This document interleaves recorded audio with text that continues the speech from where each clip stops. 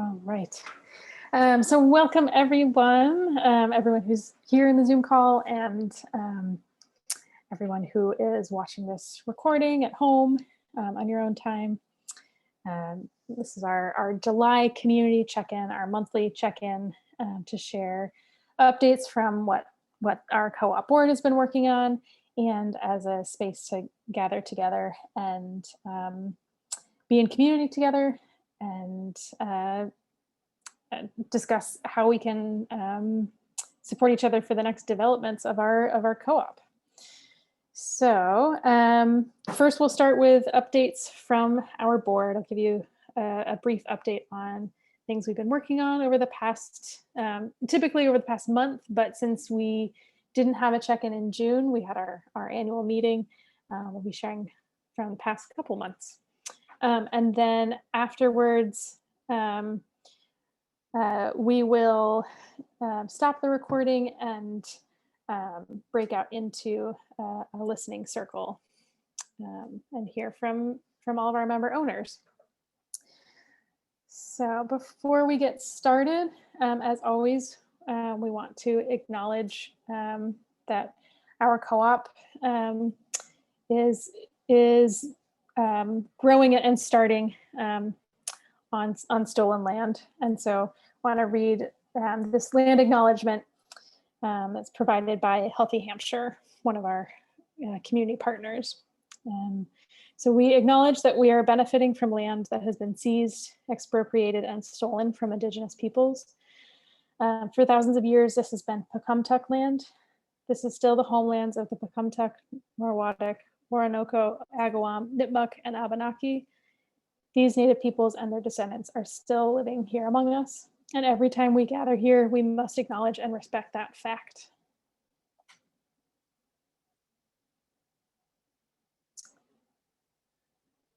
All right, so now I'm going to share some updates on what we've been working on.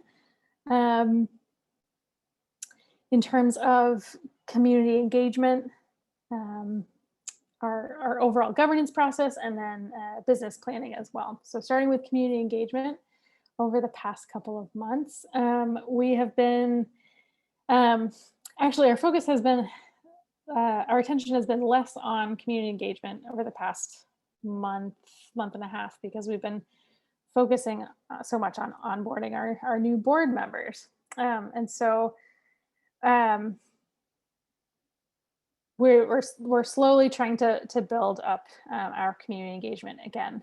And we've had a lot of support from our intern, Nicole, who has been reaching out to local farms and businesses to try and set up tabling opportunities, as well as looking for volunteers to help with tabling.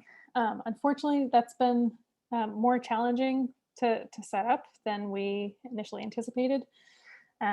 We are hoping to get something set up for August at the Amherst Farmers Market.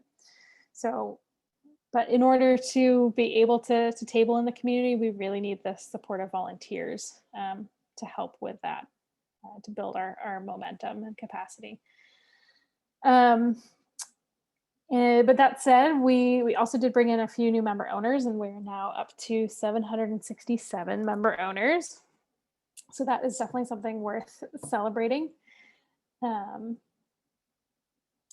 then, like I said, the past couple months have been really focused on governance. We held our annual meeting the end of last month, along with our board elections. And we officially welcomed both Monica and Lisa onto our board. Thrilled about that. So if you are watching this recording, I highly encourage you to come in virtual person to our next community check-in to actually connect with our new board members. We also attended the Neighboring Food Co-op Association, NFCA, who's one of our supporters. They hosted a startup day for other startup food co-ops in the Northeast. And so we participated in that really, really helpful workshop. also about the importance of having a strong board and a strong governance process and decision-making process. So that was incredibly helpful. And over the past month, we also started to meet with committee heads to start creating both immediate and long-term work plans and workflows. And so those will continue every month. And then in terms of business, we've been,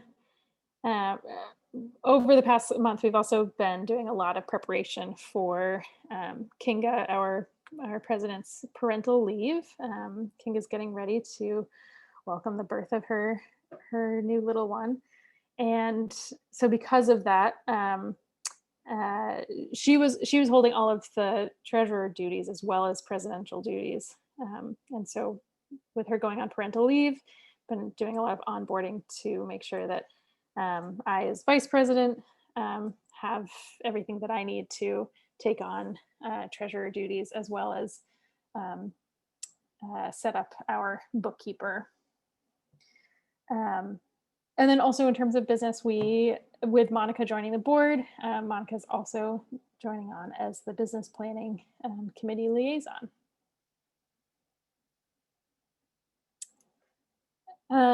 Next month, we are continuing to work on recruiting and onboarding more engagement committee members. And like I said, we're hoping to set up 1 to 2 tabling opportunities at the Amherst Farmers Market, potentially more if we can, and depending on how many volunteers we can get to support with this. Because we feel like it's very important, especially now that it's warm out, and that we are able to gather in person again, to make sure that we are getting our presence out into the community more. And then we will also be starting to plan for a big October membership push. So historically, we've done a 31 and 31 campaign in October. And so we'll be planning what will be the next iteration of that. So we've been already starting to brainstorm ideas of that. In terms of governance, Lisa has been helping us, leading us in starting to look at a governance model. So we'll be next month focusing more on reviewing different governance models that our board can look over what our different options are, and solidifying what is the best fit for our board. We will also continue to onboard Lisa and Monica, as well as continue to shift and delegate tasks and new roles, with Kinga being away on parental leave. And we'll also be doing a lot of reviewing and editing of our development timeline. Because we want to be able to give our member owners a more up-to-date development timeline as soon as possible. And so really want to spend the next month to 2 months editing that and seriously reviewing that. Oh, hi, Madeline. And then finally, in August, as in terms of business, our site search committee, led by Michelle Miller, Michelle will be working on compiling a list of all of the sites that we've looked at, or more of a list, really a big spreadsheet of all of the sites that we've looked at over the years, and comparing what was what works with those sites, what doesn't work, not necessarily from the perspective of like which one of those we can definitely move forward on, but to get an idea of in general what would work um, given our mission for the store. Um, and so that we have a better idea of what to be looking for as things become available. So that's something that Michelle will be heading. And then the site search and business planning committees will begin to research what are the next steps in renewing our market study. So we completed a market study a few years ago. We hired a consultant to come in and complete a market study that found that our area would be that a co-op would be very successful in our community.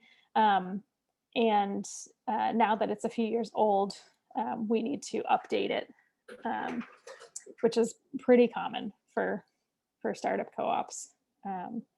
So, and that will give us a better idea of exactly how much we will likely need to raise for a capital campaign. Give us a more clear number. So, in addition to that, some overall roadblocks we've been experiencing over the past month or so. We're currently a very small volunteer board, and juggling lots of very full lives outside of the co-op. And with that, Kinga is, as I said, is officially on parental leave for 3 months. So there's only so much that we've been able to accomplish, but we're slowly moving. Another roadblock, unfortunately, the person we brought on as our new bookkeeper is no longer able to support us at this time. We're hoping that maybe in the future she'll have capacity to be involved in the project in other ways. But so we are needing to find a new bookkeeper, but we do have some prospects that we're going to reach out to. So we will keep all of our members updated about that. And then finally, just onboarding new team members it takes time, and also adapting to shifting roles is taking time and taking the bulk of our current capacity. So ways that you all can get involved and help. We are a small team that is looking to grow. The more members of our leadership team that we have, the more we can do, and the faster faster we can move along with our development. So we continue to be looking for more board members, for more committee members.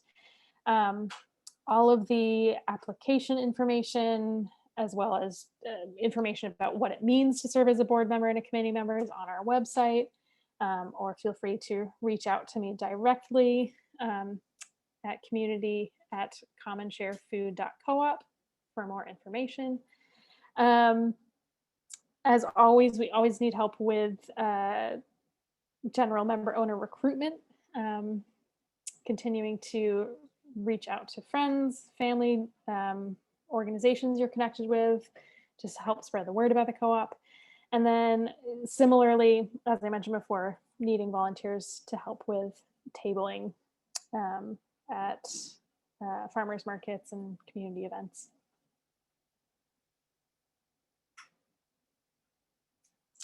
All right.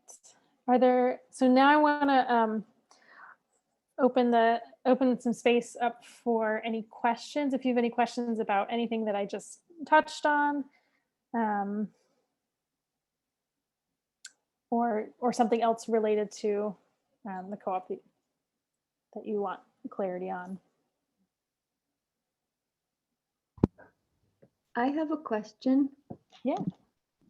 I passed on an idea to Lisa. I don't know if you got to share it about a potential site. Oh, I haven't heard about this. Okay. On Route 9, going toward Belchertown, there's the Amherst Nursery that I believe is still for sale. So it would be land. That's right. I am remembering now that I think we did briefly mention that at our last board meeting. Okay, put it in your spreadsheet. Yeah, definitely. And also, I will be,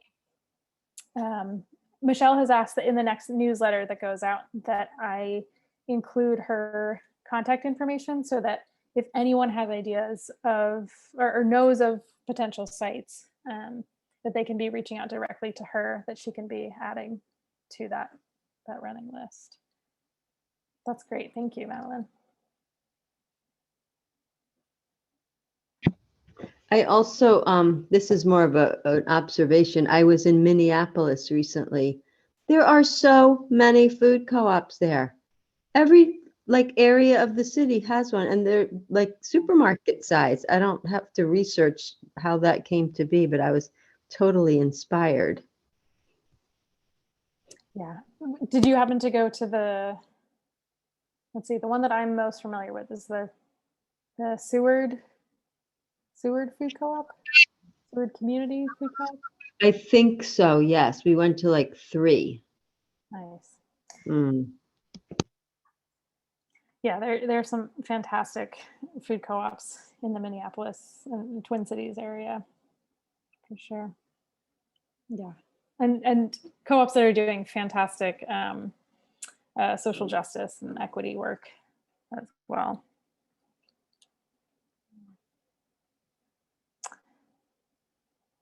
Any other questions about that?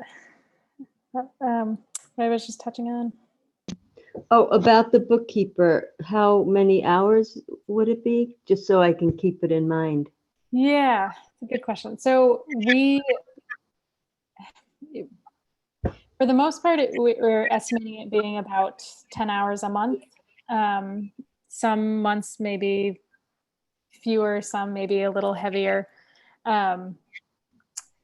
And likely more work up front as we're like setting up our new QuickBooks systems. But yeah, in general, about 10 hours a month. Okay. Yeah. I'll keep my ears open. Okay. Yeah, thanks. And like I said, we do have some prospects, and we are always looking for suggestions. So,